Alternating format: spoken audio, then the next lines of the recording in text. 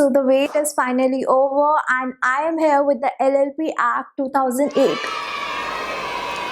So जल्दी से जिनको नहीं पता उनको बता देती हूँ कि हम ये एक्ट कैसे पढ़ने वाले हैं। हर रोज़ शाम को 9 बजे एक वीडियो आएगी, वो देखना। फिर डिस्क्रिप्शन में नोट्स दिए हुए हैं, अगर वो नहीं चले तो इंस्टाग्राम का लिंक दिया हुआ है मेरे इंस्टाग्राम प्रोफाइल का, वहाँ पे मुझे डीएम करके मुझसे नोट्स मांग लेना, नोट्स पढ़ना। एंड अगर कोई डाउट हो तो अगले दिन मैं 1:30 अपने इंस्टाग्राम पेज पे लाइव आऊँगी फॉर द डाउट सेशन, वहाँ पे अपने डाउट्स पूछ लेना। तो ऐसे हम कमिंग 5 डेज तक करेंगे एंड आपका LLP act with 100% coverage cover हो जाएगा। ओके, सो टेल मी, किसी को इंट्रो समझ आया? अगर नहीं समझ आया ना तो ये वीडियो देखने के बाद आपको डेफिनेटली इंट्रो तो समझ आ जाएगा। तो इस वीडियो को पूरा देखो बिकॉज इसमें I am discussing the meaning, the like अब something about the LLP act, उसके कुछ points, the characteristics and the advantages of LLP। Okay, so let's start. तो सबसे पहले let's understand that what is LLP। LLP is limited liability partnership. तो ये जो word है, जो टर्म है, इनके वर्ड्स में हमें इसका मीनिंग पता चलता है, that is limited liability and partnership. So LLP is a new type of organisation which is derived from a limited liability company and a partnership firm.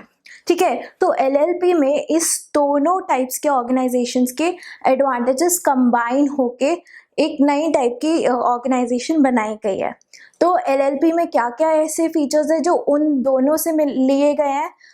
अगर हम कंपनी की बात करें तो separate legal entity and limited liability, और अगर हम partnership की बात करें तो freedom and flexibility to the partners to make their own agreement.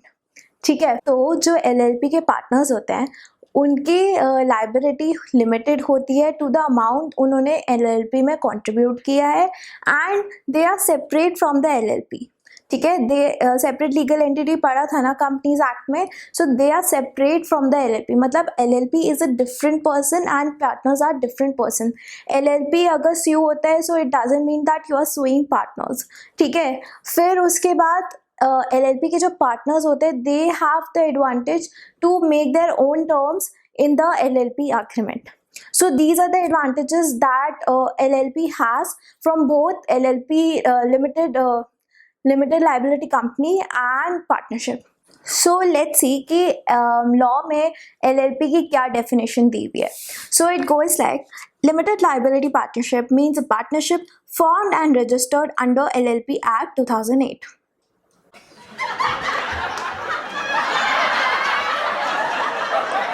Okay, so moving on. अब बात करते हैं थोड़ा सा LLP इंट्रोडक्शन की। मतलब LLP एक्ट के बारे में हम बात करेंगे कि ये क्या है, कब आया था, कैसे आया था। सो LLP act was published in the official gazette on January 9, 2009 with effect from 31 मार्च 2009। अब मतलब इसका क्या है कि वो ऑफिशियल गैजेट में पब्लिश हुआ था जनवरी 9 को एंड वो एप्लीकेबल था फ्रॉम 31 मार्च को। ठीक है, तो फर्स्ट LLP बनी भी 1 अप्रैल के मंथ में थी। ठीक है, सो अब हम इसको LLP एक्ट 2008 क्यों बोलते हैं? 2008 क्यों? अरे भाई, अगर मेकिंग 2008 में हुई है तभी तो जनवरी में वो पब्लिश हुआ है, that's why it's 2008. Then it extends to whole of India and it has 81 sections and 4 schedules. What are the four schedules? First schedule talks about the rights and duties of partners and LLP and partners in case there is no LLP agreement. Then second schedule talks about how to convert a firm into an LLP. Then third, how to convert a private company into LLP, and fourth, how to convert a enlisted public company into an LLP. ठीक है, so these were the schedules. Now let's talk about who administers the LLP Act. LLP Act is administered by the Ministry of Corporate Affairs and Registrar of Company, and central government has the authority to frame and amend the regulations of this act. Okay, and just keep in mind that the Partnership Act is not applicable to an LLP firm. So these was just small topics जो मेरे को थोड़ा सा आपके दिमाग में डालना था, आपको पता होना चाहिए। अगर आपको पता बात हो गई कि लिखो इसके बारे में, ठीक है। फिर उसके बाद अब हम आते हैं हमारे वीडियो के सबसे ज़्यादा सबसे इंटरेस्टिंग टॉपिक पे, that is the characteristics of LLP, ठीक है। सो let's start. So the first characteristic is that LLP is a body corporate. As per section 3, LLP is a body corporate that is registered under this act and it is separate. It is separate from its partners. Therefore, it gives the advantage of perpetual succession. Okay. Then next characteristic is that LLP has the benefit of a perpetual succession. Perpetual succession क्या होता है? Companies act पढ़ा है? कोई नहीं, मैं बता देती हूँ। परपेचुअल सक्सेशन होता है कि सपोज LLP है और उसके पार्टनर्स हैं, ठीक है। पार्टनर्स में 4 पार्टनर्स थे, 3 मर गए, सो उससे LLP पे कुछ फर्क नहीं होगा।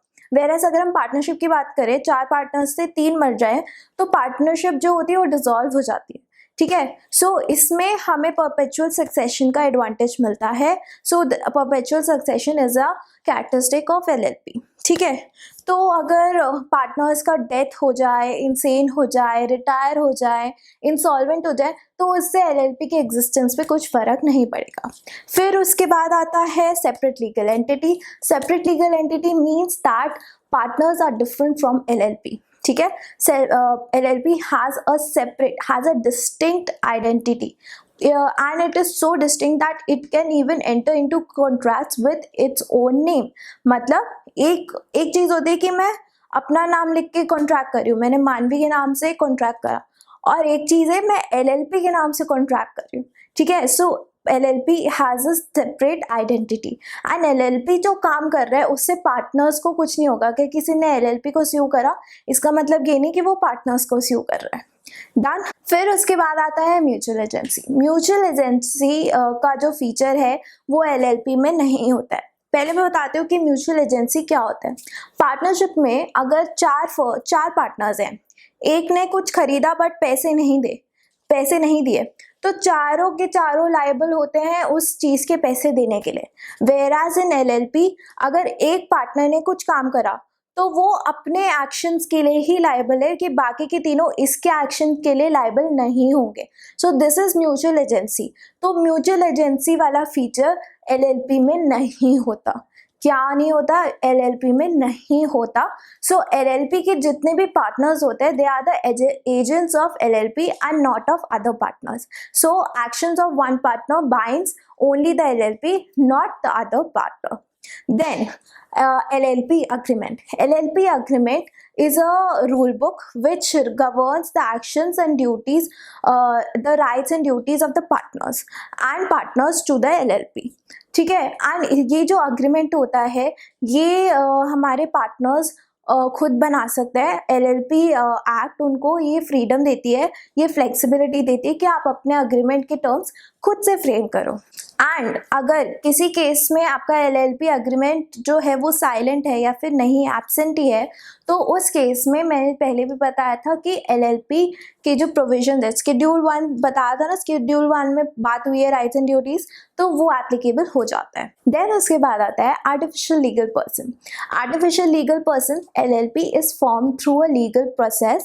It is not formed naturally with biological birth. So therefore it is an artificial legal person. It has all the rights and duties like any other person. मतलब वो कुछ भी काम कर सकता है एक नॉर्मल इंसान के लिए। वो इनविजिबल होता है, इंटैंजिबल होता है, but it is not fictitious because वो एग्जिस्ट करता है, ठीक है। इमेजिनरी नहीं है, एग्जिस्ट करता है, वो सारी चीज़ें कर सकता है, वो कॉन्ट्रैक्ट भी बना सकता है, ठीक है। फिर उसके बाद आता है common seal. We all know that जो LLP है it acts through the partners and the designated partners. Partners and designated partners का डिफरेंस अभी बता देती हूँ। जैसे कंपनी में शेयर होल्डर्स होते हैं एंड एक बोर्ड ऑफ डायरेक्टर्स होते हैं, राइट, जो कि उन शेयर होल्डर्स में लाइक हम चूज करते हैं। सिमिलरली LLP में क्या होता है, पार्टनर्स होते हैं एंड उनमें से ही कुछ डेजिग्नेटेड पार्टनर्स होते हैं जो कि सारे लीगल कामों के लिए लाइबल और रिस्पॉन्सिबल होते हैं, ठीक है। सो वी नो दैट, हम कॉमन सील की बात कर रहे थे, तो वी नो दैट LLP जो है it works through partners and designated partners. So अगर LLP wants, it can have a common seal, mandatory नहीं है, बट उसके पास एक कॉमन सील हो सकता है। एंड अगर कॉमन सील है तो जब भी आप कुछ साइन कर रहे हो, कुछ भी कर रहे हो, तो it must be affixed in presence of at least 2 designated partners. क्या बोला मैंने? It must be affixed in presence of at least 2 designated partners. तो अब बात करते हैं कि हमारे minimum and maximum, what are the number of persons that a LLP is required to start, ठीक है। तो मिनिमम चाहिए एटलीस्ट 2 एंड मैक्सिमम की कोई लिमिट नहीं है। एंड अगर हम डेजिग्नेटेड पार्टनर्स की बात करें तो एटलीस्ट 2 डेजिग्नेटेड पार्टनर्स होने चाहिए, जिसमें से एटलीस्ट एक रेजिडेंट ऑफ इंडिया होना चाहिए। रेजिडेंट ऑफ इंडिया हम किस वे में मानते हैं, क्या क्या प्रायोरिटीज़ हैं कि एक हम किसी आदमी को रेजिडेंट ऑफ इंडिया बोले, तो he must live in India for 182 और more days in the previous year, ठीक है। प्रीवियस ईयर कैसे कैलकुलेट करें? फॉर एग्जाम्पल हम आज की डेट लेते हैं, आज डेट है 28 जून 2020 और हमारी LLP आज इनकॉर्पोरेट हुई है, तो हम देखेंगे कि हमारे जो डेजिग्नेटेड पार्टनर्स है उनमें से क्या कोई एक पिछले साल क्या होगा, 1 जनवरी 2019 टू 31 दिसंबर 2019, इस पीरियड में क्या वो इंसान 182 डेज से ज़्यादा रहा है, ठीक है। So then it will be a valid incorporation, हम LLP बना पाएंगे। So the next thing is LLP is profitable, not charitable. That LLP is formed for profits and it is run for profits. It is not formed for any charitable or non-economic purpose. Then investigation. Central government has the authority to investigate the actions of an LLP, and for this it may appoint any authority for the same. Then उसके बाद आता है compromise and arrangement. So if you want to like amalgamate or do a merger, then you can do it, but according to the provisions of the LLP Act. क्या बोला मैंने? According to the provisions of the LLP Act. Then if you want to convert your firm, your private company, your unlisted public company, then you can convert, but according to the provisions of the LLP Act. तो ये मैंने बताया था ना, schedule starting में 2, 3, 4 वो applicable होंगे अगर आप कन्वर्ट कर रहे हो। फिर उसके बाद सेकेंड लास्ट पॉइंट आता है ई फायरिंग ऑफ डॉक्यूमेंट्स। तो ई फायरिंग ऑफ डॉक्यूमेंट्स में हम क्या बात करेंगे कि जितने भी आपके फॉर्म्स हैं, डॉक्यूमेंट्स हैं, उन सबको आपको ऑनलाइन रजिस्टर करना होता है ऑन www.mca.gov.in एंड वो सारे अफिक्स्ड होंगे हमारे पार्टनर्स और डेजिग्नेटेड पार्टनर्स के डिजिटल सिग्नेचर्स से, ठीक है। फिर लास्ट पॉइंट आता है, लास्ट पॉइंट आता है that foreign LLP। Foreign LLP वो LLP होती है जो which is formed and established outside of India but their place of business is in India. So this is a foreign LLP and foreign LLP can be a partner of Indian LLP. So ये topic हमारा ख़त्म होता है, that is characteristics of LLP। काफ़ी सारे हैं but it's okay, बहुत easy भी है, एक बार बस 3-4 बार याद कर लिया, कल तक डाउट सेशन तक याद हो जाने चाहिए ये सारे, ठीक है। हो सकता है मैं वहाँ पे क्वेश्चंस भी पूछ लूँ। फिर उसके बाद last topic of the day that is what is the advantage of an LLP। First, LLP is organised, वो अग्रीमेंट की जो टर्म्स है उसके बेसिस पे वर्क करता है। अग्रीमेंट नहीं है तो LLP एक्ट के जो प्रोविजंस है उसके बेसिस पे वर्क करता है। LLP is very easy to form, सिर्फ 3 स्टेप्स होते हैं, सिर्फ 3 स्टेप्स। वो मैं कल वाली वीडियो में बताऊंगी, दैट कल वाली वीडियो हमारी आएगी इनकॉर्पोरेशन ऑफ LLP, देखोगे कितना ईजी है। एंड मतलब अगर हम कंपेयर करें ना LLP के इनकॉर्पोरेशन और कंपनी के इनकॉर्पोरेशन, LLP अब बहुत इजीली बन जाती है। और कंपनी का इनकॉर्पोरेशन किसी को देखना है तो मैंने यहाँ पे लिंक दे रखा है और मैं डिस्क्रिप्शन में भी दे दूँगी, देख लेना। फिर उसके बाद LLP जितना इजीली बनती है उतना इजीली डिसॉल्व भी हो जाती है। देन जो पार्टनर्स होते हैं उनकी लिमिटेड लाइबिलिटी होती है। There is a fixed capital structure कि जितना पार्टनर ने कंट्रीब्यूट करा है बस उतना ही रहता है। And the partners have full right to decide what should be there terms of agreement. So काफ़ी फ्लेक्सिबल होती है। सो कितने अच्छे होते हैं ना LLP। सो आपने देखा कि जितना इजीली LLP को बनाना है उतना ही ईजी है LLP को पढ़ना भी है। बहुत ही ईजी एक्ट है, ठीक है।